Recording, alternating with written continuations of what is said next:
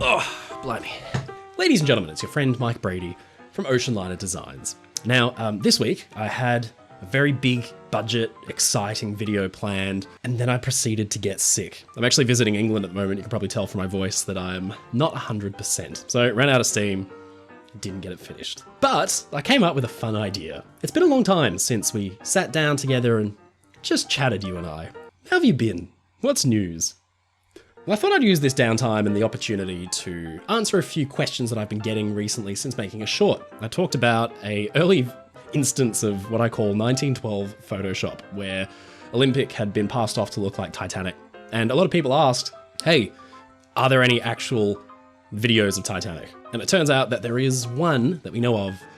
It's quite well known, but I thought what we could do today is sit down and analyze it. It's a beautiful, miserable day here in England, very dramatic sky. I've got a nice big frothy coffee. So let's sit down and analyze this video together. Why don't you go and get a coffee as well? I'll wait. Mine may or may not have Baileys in it. So what video am I talking about? It is one particular newsreel that has been automatically incorrectly titled. We'll come back to this in a minute.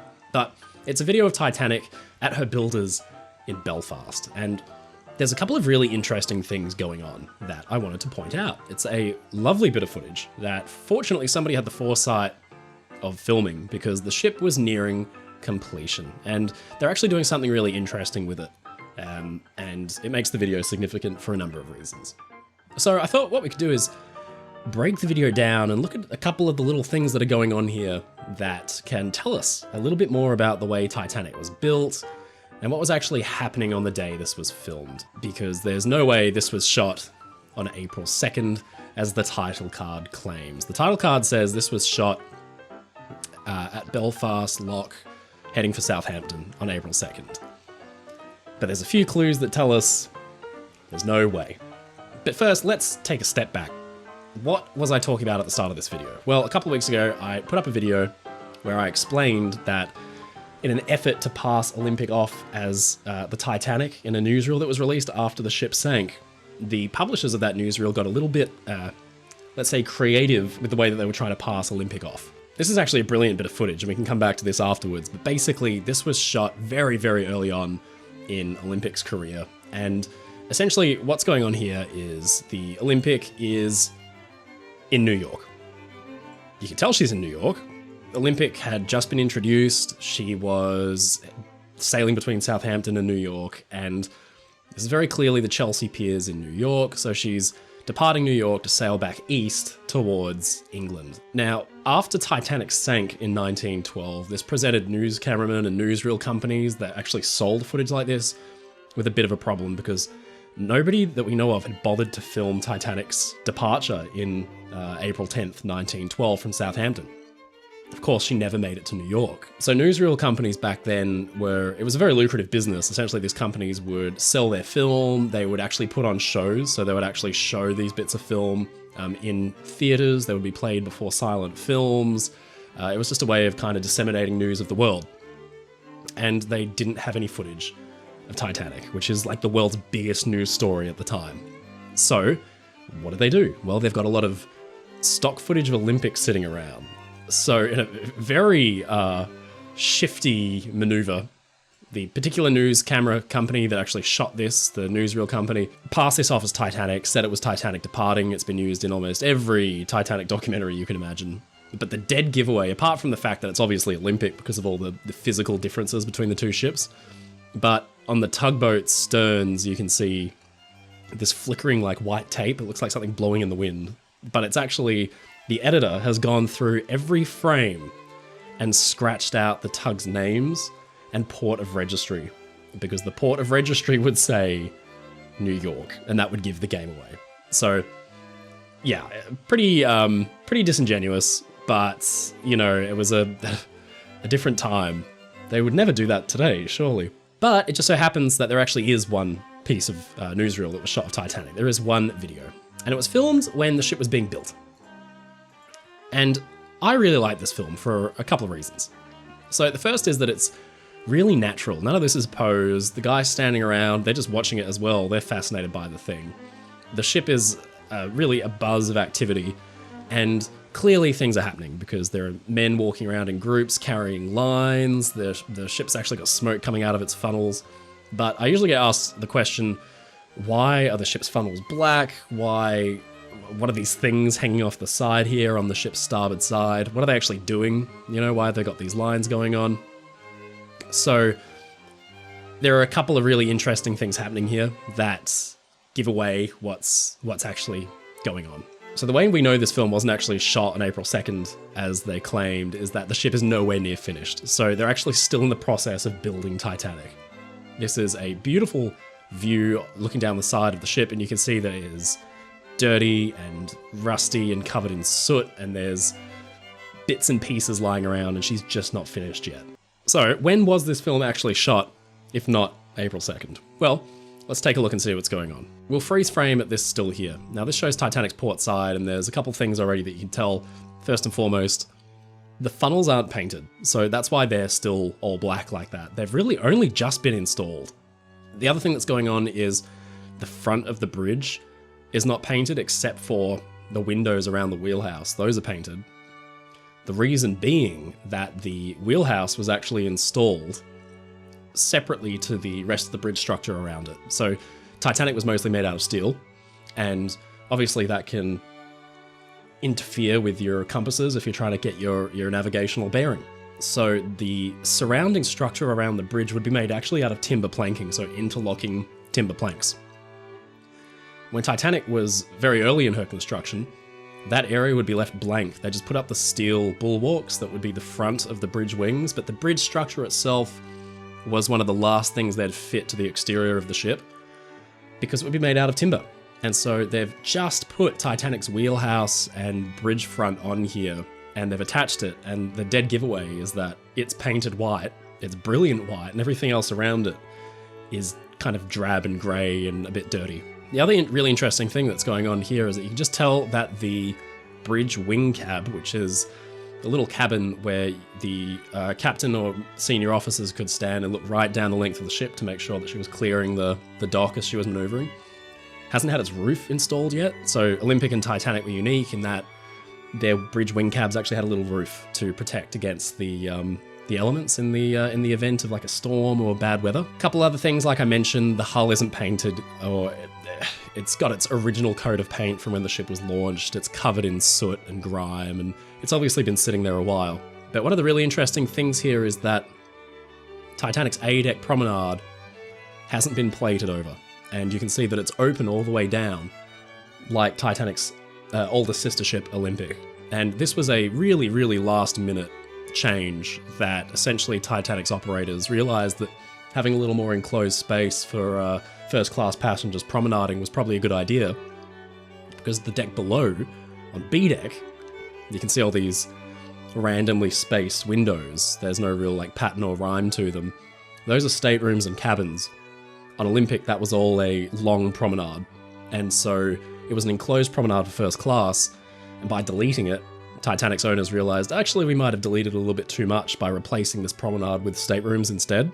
And so they decided to enclose one half of Titanic's promenade very, very, very late in her construction. And it looks like, and they haven't even started plating over this area yet. They haven't put those big screens in, because later on she would get these screens with windows. So we have an unfinished ship. But interestingly, there is smoke coming out of her third funnel. Well, all of those clues combined with the fact that the ship's clearly being maneuvered and moved out of her berth tells us that it can only have been taken when Titanic was being moved from the fitting out wharf around into the Thompson graving dock. Let me explain. When Titanic was built on the slipway at Harland and Wolff on the River Lagan, she was basically an empty shell.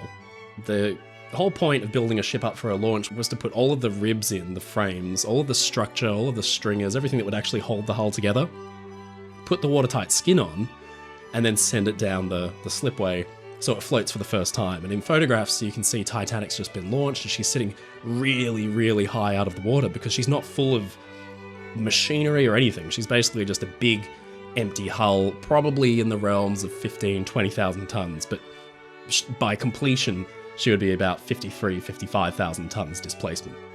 What would happen then is Titanic is afloat for the first time, and she was actually just taken with tugs to the fitting out wharf where all of the machinery would be loaded in, and basically she would be fitted out for the most part. So at this stage, what would happen is where the funnels sit, there is basically just big empty shafts leading right down into the bottom of the ship, and this massive floating crane that was specifically built in Germany would sit alongside Titanic, and it would pluck up the boilers and the huge pieces of machinery and lower them down through the shafts where the funnels will eventually sit, and fill up the boiler rooms with the boilers, and then the crane would move along down towards the end of the ship, and through the big empty reciprocating engine room shaft, they'd lower the engine components, so the individual cylinder columns, the crankshaft and everything.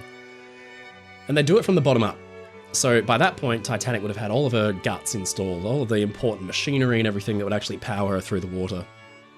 And then the next stage would be to actually put the funnels on, so to basically seal it all over. And they would lower the uptakes in first. So the uptakes are those big, basically lower chimneys that draw in all the smoke from the boilers, and funnel it up into the lower funnel, which is the next component that would be lowered in, that goes up to the top deck, and then the exterior funnel that they'd put in one big piece on top, secure with their the shrouds and the stays, which are the big cables that connected to the funnel and kept it sturdy, and then move on to the next one. So they would do all of the funnels, and then essentially by that point, a lot of work had been done around the ship. They would have installed a lot of the other machinery, the cranes, the winches, the lifeboat davits you can see in this footage have actually just been installed. By that point, Titanic would have been sitting there for a good amount of months, and they wouldn't have even bothered yet to put the ship's propellers on. So at that point, Titanic would be sitting much lower in the water, much closer to her finished state. Then she would need to be taken out from the fitting out wharf and pulled around into the Thompson graving dock. And that could be done in a day. The ship would just need to be maneuvered around and then brought in with warping lines. So essentially just maneuvering the ship with the steam equipment that's on board and the big lines, the hawsers that they would actually connect to bollards on the dock, and really just bring the ship around that way. Put her in the Thompson graving dock, which had been specifically built, close the lock, drain it, and then Titanic would be sitting in a empty dry dock, and they could finally install the propeller shafts, the propellers, clean off all that grime from having sat there for months, begin to paint the ship properly, paint the upper works, paint the hull, the lower hull, paint the red on, the anti-fouling red, and go from there. So this bit of footage is shot the day they were taking Titanic from the fitting out wharf to the Thompson graving dock, which is really significant because this is a real milestone for the builders of Titanic. This is a really important day. It's just another step closer to finishing their latest ship. Clearly, there's still a lot of things need doing. So, when was this actually shot? Well, we can narrow this down to the day, because we actually know the exact day that Titanic was moved into the Thompson graving dock for the first time. It was February 3rd, 1912. So what they're doing here is actually warping the ship around to bring her into the Thompson graving dock. One thing I get asked a lot in footage like this or photographs of Titanic from this time is, what are these things over here on the left, this little structure? It's actually a toilet. So basically there would be hundreds of guys working on this ship at any one time. And although by this stage of Titanic's construction, as we can tell, some of the rudimentary steam equipment is functioning. You can see smoke coming from Titanic's third funnel, which means that her boilers are running to turn the dynamos, which would essentially create electricity for the ship. So maybe they have lighting inside by this point for some of the areas where they're working. What isn't probably connected are all your pumps, your water systems, your piping, and that kind of thing. That would take a little more while yet. So the easiest thing to do would be to just install these little, basically portable toilets, the kind of thing that you'd see on a modern day construction site, you know, the portaloo type things. And there's a chute there that runs all the way down below the ship's anchor that you can see that would drain the waste away from the ship so it wouldn't make it dirty. And what's really funny about this is obviously it was considered kind of obscene to see for the time, because in a lot of photographs of Titanic's construction and fitting out, they've actually been scratched out by the photographer. Clearly not something they wanted to advertise, that to go to the toilet when you were building the Titanic, you'd walk way up front and do your business hanging off the side. I guess one of the other things that's significant about this film is that, yeah, the third funnel's belching smoke. Titanic's engines and machinery were installed in late 1911, so it's now February 1912, early February 1912, and obviously the shipyard workers have been working to connect all of this up. And this is important because the steam is the lifeblood of the ship and it actually powers so many different systems. The electricity and especially the warping and maneuvering equipment. So ships like Titanic and all ships today have big pieces of machinery like capstans and winches, which are essentially designed to let rope and lines out or bring them in. And the lines that actually held Titanic to her dock were really, really thick. Like they were massive, very thick hemp hawser lines that were no joke. Obviously, you know, you've got a 45,000 ton ship, you have to hold it in place. So that have really heavy duty lines that then to actually move the ship around, you can't just have teams of guys pulling by hand on the lines. You have to connect those lines to big pieces of steam machinery that slowly coil them in and will, by tightening the line and actually pulling more line in, you'll bring Titanic more towards that way, or slackening the line, it'll send it away. So I can actually control the way the ship moves around in a dock by tightening or slacking lines. That's called warping. But before they'd installed the boilers and things like that, there was no way to generate the steam because Titanic didn't have a machinery installed. And when Titanic was launched, they needed to warp the ship. They needed to connect it to the dock. They needed to maneuver it into the fitting out wharf. They needed to attach lines to tugs and things like that. The ship's winches and equipment needed to work, but they needed to get the steam from somewhere. So early on in Titanic's life, when she was just being built and during her launch, they put these things called donkey boilers, which are really small boilers with chimneys where you could feed them coal and they would create steam, enough steam to run the warping and handling equipment that they needed to keep the ship under control after launch, so it didn't just speed off onto the other side of the river and get beached. They could actually then warp the ship and control it from day one. And by this point, I would assume those donkey boilers might have been taken off because now we can see smoke coming from Titanic's number 3 funnel. That means that the majority or the major steam components have been connected, and maybe the pieces of equipment that actually need the steam to warp the ship are able to be fed from the boilers for the first time. I mentioned earlier how Titanic's enclosed B-deck promenade was deleted and replaced with staterooms and cabins. Now, that wasn't originally on Titanic's design, but the White Star Line officials realized that they needed a little edge over Olympic, and by enclosing that promenade space and turning it into staterooms and cabins, it counted towards Titanic's internal volume. It provided much more space for beautifully appointed first-class staterooms, some of the finest on the ship, and also made Titanic larger than Olympic. Not from external size, they were the same dimensions, but from volume. And they've clearly just finished the job because the supporting arms, those little A-frame arms sticking up there, are still in place. So they would have temporarily attached those to the side of the ship, probably riveted them on, and they're still there because they had already cut the plates there at the time of Titanic's launch. There were those big square windows that essentially would have been the same windows Olympic had looking into that enclosed promenade, but they replaced them with staterooms. So all of that plating needed to be ripped off and replaced. So the plates were cut, the windows were cut in, and then they had to essentially put these little supporting arms out, some very, very shoddy scaffolding running the length of B-deck, and then men would go out and rivet the plates with the new windows into place.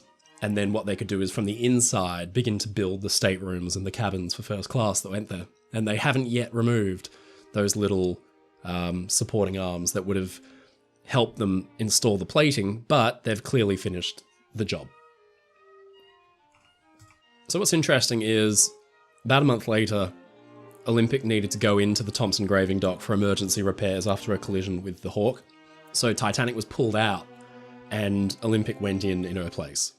And you can see that Titanic by that point had undergone a few changes. So this is one of those really famous photographs of Titanic and Olympic together that we've probably all seen before.